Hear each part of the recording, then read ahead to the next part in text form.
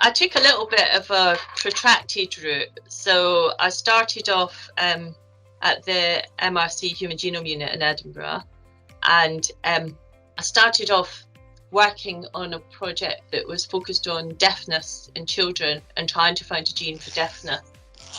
And I did a lot of mapping and working on different mapping techniques, trying to work out where all the genes were in relation to each other and how we could find things in people. But it wasn't quite as closely connected to patients as I wanted. And so then I moved to Leicester, and there I got patient samples. I had all the information on them. We went out and got the samples from patients as well. And it was another deafness project. And I was able then to map the deafness gene. But then I found I couldn't go any further. So I didn't have the skills to try and work out. I didn't know how to approach working out if you have this mutation or that mutation, why does it cause this type of effect in the patient as opposed to that type? And so I wanted to understand the pathways better. So then I moved to the MRC toxicology unit and stayed in Leicester. And there I learned how to study signaling pathways and understand the start and the effects, and to understand the process of cell death. The flip side of that being, if cells don't die, that's why you get cancer. And I was working on a leukemia project then, and that gave me an insight into being able to thinking, I can work on cancer, and I really wanted a type of cancer I could focus on that excited me. And so then the post came up in Nottingham to work on children's brain tumour research. And I thought, well, I can do this. And this sounds really exciting, that I can start my own group and really start to drive things forwards. And so that's what brought me to Nottingham and brought me to children's brain tumours, to kind of take everything that I'd learned and really focus it on the question of, how can we better treat brain tumours in children? So brain cancer is the uncontrolled growth of cells within the brain. So normally there's an interaction between cells and the environment around them. And the cells will have certain internal controls, and the environment will apply external controls. And that will hold the cells in check and tell them what they're meant to do. They go down certain pathways, and they'll differentiate and form mature cells of the brain. If something goes wrong in those cells, then they don't go down the pathways and perform their normal function. They keep growing. And that's when we struggle to treat them, because they've lost the normal response to the controls of around them, and the pathways that are driving them are not normally activated. Or sometimes it's something that's activated at an early stage that should have been switched off, that's switched back on. So as we develop an understanding of that, then we can start to work out ways to target them. In the type of brain tumour that this project's focused on, these are in the brainstem, and that's the central part of the brain, and it's the glial cells in there that are growing in an uncontrolled way. This controls the whole function of the brain, controls breathing. You can't go in and operate. So what we need to do is to be able to target them therapeutically.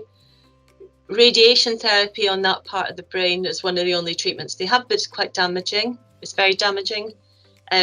Chemotherapy, it's difficult to get it so far into the brain. So it's understandable that the treatments that they give have toxic effects on children.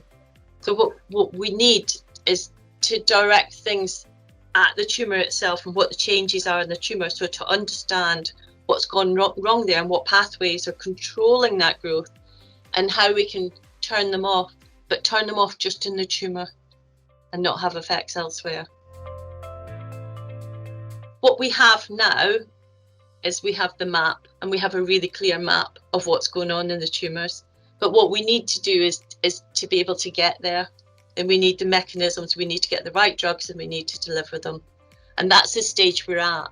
So there's been tremendous amount of work and a tremendous amount of knowledge revealed in the last few years, but we need to move it forwards now. Well, I think the problem with cancer is that it's you're not dealing with something that's stable. So I think you will always need research in the area, but we need to start developing and testing drugs. We need to be able to deliver the drugs to the right place. So we need to set as a delivery method set up, and we need to be able to test the drugs and get the right drugs delivered. And we need to know what the long-term effects are of those. But even when you find something that's really effective, sometimes the tumour changes and it evolves in a way that it avoids that drug. So you need to come in with the next target. So we always need to stay one step ahead. Children have an enzyme, so a protein that's active in their brain that stops this drug from being effective. So you can't use it in children at all. The protein will target the cells and it will add something to them, which should make them die. But the enzyme in children just comes in and removes it again. And so we know that process is active. So what we've done is we've taken that drug and we've altered it in such a way that that enzyme can no longer remove it. So we've removed a defense mechanism that's there in children's tumours. And so we've shown that to be highly effective. But we also wanted to make sure that we could get it to the site that we need to go to. And so we're working with colleagues in Bristol, and they use a technique called convection enhanced delivery. And this is where they implant microcatheters into the brain and they go directly into the tumour. So we can deliver the drug straight to the brainstem. So we don't have to worry about the toxicity elsewhere in the body. But to do that, because you're delivering a drug directly into the brain, we also had to package it because we wanted to maximise its ability to travel through the tumour. But we also wanted to stabilise it so it would be effective for longer. So you didn't just put it in and it lost its activity, that it would have time to move out. But we've got to get that all perfectly timed, that it stays within the tumour. And so we've spent a lot of time working on different types of packaging to put the drug into and looking at how long the drug survived in there, how it was released, how it moves through the tumour, and which method is the most effective method. And this research was funded by Children with Cancer UK. And it's come at the right time, and we're incredibly excited at what we've been able to do with the funding so far, and where we think that this is going to get us, because we really think that we can make a difference with this. We hope that we'll provide the first effective treatment for children with tumours in the brainstem. We know that there's some efficacy for the drugs that they're testing so far, but our drug is incredibly effective. So we hope that whilst they get through the initial stages and show that the approach is safe and you can extend life, that we can come in and make a really big difference. So at the moment, there's very few children survive from these tumours. There's very few will make it beyond a year. So the impact is going to be huge if we can find something that is effective. So we met a mother of a little girl that died recently in Nottingham, and she came to see us and she was so excited about what we're trying to do. And I think it really helped, because I think at that point we were in quite a difficult stage of the project. And Vahid, the postdoc that works on the project, I think meeting the mother renewed his enthusiasm and his drive for the project to keep pushing things forwards. When you speak to someone who received that devastating diagnosis, that there was very little that they could do for her daughter, and to be able to say to her, actually, we have got something that might work and we're testing it, and we're hoping that at the end of this we'll have an effective treatment. That's what we want.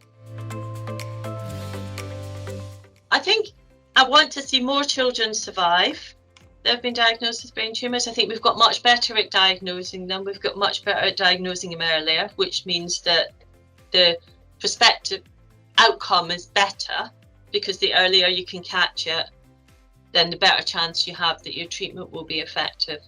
But I want to see more children survive, and I want to see them survive better with less long-term effects and more able to live a normal life. Well, I'd like to see our research go forward into clinical trials. So my hope for the future is that this work will be effective, and then we'll come forward with even more effective treatments that can be given to other types of brain tumours, and so that we can keep improving the situation for children with brain tumours.